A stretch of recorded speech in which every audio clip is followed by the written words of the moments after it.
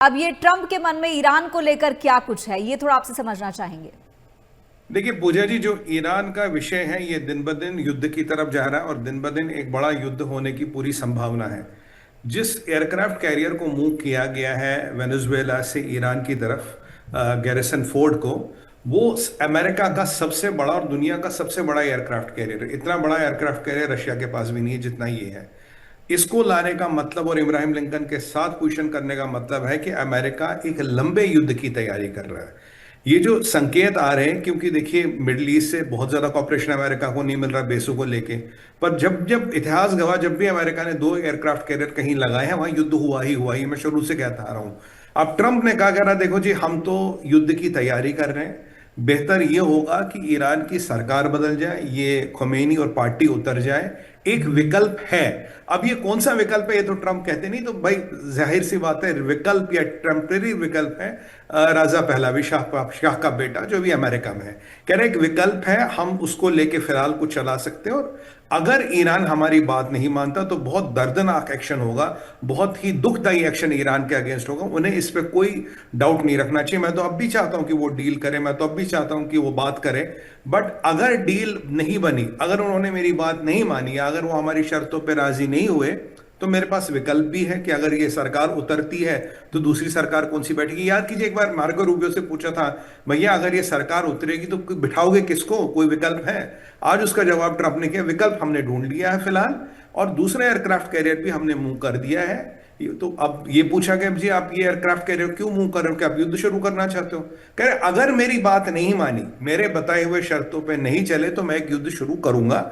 और ये जो तैयारियां हो रही है, जिस लेवल की तैयारियां हो रही है, बड़ा युद्ध के मूड में अमेरिका, क्योंकि ये माना जाता है कि ये वेनेजुएला की तरह 2 घंटे 4 घंटे में काम निपटने वाला नहीं। यहाँ हफ्तों लग सकते हैं, यहाँ महीने 2 महीने का भी कार्यक्रम चल सकता है। तो हफ्तों महीने 2 महीने के कार्यक्रम वाले युद्ध के लिए तैयारियां इजराइल भी कर चुका है, तैयारियां अमेरिका भी कर रहा। अब ये एयरक्राफ्ट कैरियर सेंटकॉम के कमांड में आएगा। जैसे ये सेंटकॉम के कमांड में आएगा, जो कतर से चलाता है ब्रैड कूपर, तो उसके पास 2 एयरक्राफ्ट कैरियर होंगे और करीब बहुत फायर पावर उसके पास आ गया होगा। और जो बाकी चीजों का समीकरण करके हम देखें तो लगता है कि एक बहुत बड़े युद्ध की तरफ अमेरिका जा रहा है। अब युद्ध से कैसे बचा जाए? बोला यार ये अगर ये सरकार उतर जाए तो युद्ध नहीं होगा। मतलब या तो मेरी शर्त मान लो, जो मैं कह रहा हूं लिख के दे दो, या आप उतरो। और ट्रंप ने आज एक और बात कही। ट्रंप से बोला कि जी आप तो कल तक बातें कर रहे थे कि जी हम बात करेंगे, नेगोशिएट करेंगे, आज आपका मन क्यों बदला? ऐसे आपका मन कभी कुछ बोल देता, कभी कुछ बोल देता। आज ट्रंप ने दिल की बात बोल दी। कहता है यार 47 सालों से हम इन लोगों से नेगोशिएशन कर रहे हैं। जब हम इन लोगों से नेगोशिएशन करते हैं पीछे लोग मरते जाते हैं। किसी का सर फूटता है, किसी का बाजू टूटता है, किसी की टांग कटती है, और हजारों लोग मारे गए। अब यूएन की एक एजेंसी भी कहती है करीब करीब 9,000 लोग मारे गए। ये यूएन की एजेंसी है, मतलब क्रेडिबल एजेंसी है। ईरान के लोकल लोग कहते हैं जी 40,000 लोग खमेनी ने मार दिए। कह रहा है यहाँ हजारों मर गए, 47 साल से बातें कर रहे हैं, रोज जब तक हम बातें करते पीछे लोग मर रहे हैं, मर रहे हैं, मर रहे हैं। इस मरने के साइकिल को रोकना पड़ेगा और ऐसी कोई व्यवस्था ढूंढनी पड़ेगी कि आने वाले समय में लोग ना मरे। तो बोले व्यवस्था क्या? बोले या तो उतर जाओ नहीं तो युद्ध होगा।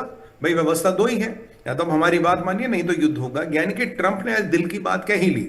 देखिए पूजा जी, जब पहली बार भी बेंजामिन नेतन्याहू उनसे मिलने गया था जून में, जब जून में लड़ाई हुई थी, फरवरी में ही इन दोनों भाइयों ने तय कर लिया था हमें ईरान पे हमला करना। फर्स्ट मीटिंग में ईरान पे अटैक करने का पूरा मसौदा बना लिया था, पूरा अटैक प्लान बना लिया था। हाँ, मार्च अप्रैल में 3 महीनों में 4 महीनों में सिर्फ तैयारी कर रहे थे। अगर युद्ध लंबा हुआ, अगर बात नहीं बनी, अगर चीजें नहीं हुई तो तब क्या करना है। ठीक उसी तरह से जो मेरा शुरू से आकलन है, इसने युद्ध का मन बना लिया, खमेनी उतरेगा नहीं, ये जाएगा नहीं।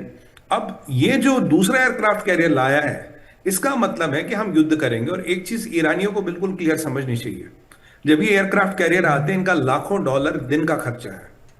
इस एयरक्राफ्ट कैरियर को मार्च में वापस जाना था अमेरिका। ये लास्ट ईयर मार्च से निकला हुआ अमेरिका से, इसको मार्च में जाना था अमेरिका।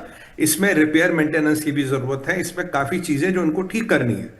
पर उसके अलावा इन्होंने सब सेलर्स को कह दिया अब आप घर नहीं जाओगे।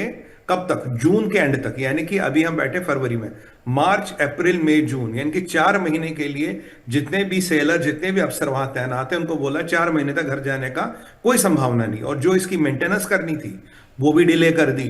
तो यानी कि ट्रंप कहीं ना कहीं ये कह रहा है कि मैं मिलिट्री ताकत ला रहा हूं, मैं लड़ाई करना चाहता हूं, और इनको लाने का खर्चा अमेरिका का बहुत है। अगर ये कोरी धमकियां दे रहा हो तो चलो यार ठीक है, धमकी दे रही आवाज में कितना खर्चा होता है, पर अब ये जो जंगी भेड़ा मूव हो रहा है और ये हथियार, ये रॉकेट और ये फाइटर जेट्स मूव हो रहे हैं, इनका खर्चा बहुत है। और जो अगर आप ट्रंप की मेंटेलिटी समझोगे, अगर ये खर्चा करेगा तो फिर ईरान का तेल बेच के उसको वसूल करना चाहेगा। तो कहीं ना कहीं अब ईरानियों के लिए खतरे की घंटी बज चुकी है। अब ये वक्त की बात है, कब शुरू होगा, कैसे शुरू होगा, ट्रंप और उसके जनरलों को कब पता लगेगा या कब वो उसको ग्रीन लाइट देंगे, जी साहब हम बिल्कुल युद्ध के लिए तैयार है, आप आदेश करें। और ये युद्ध लंबा होने वाला है, ये तो मतलब बिल्कुल क्लियर हमें समझ आ रहा है। पूजा जी।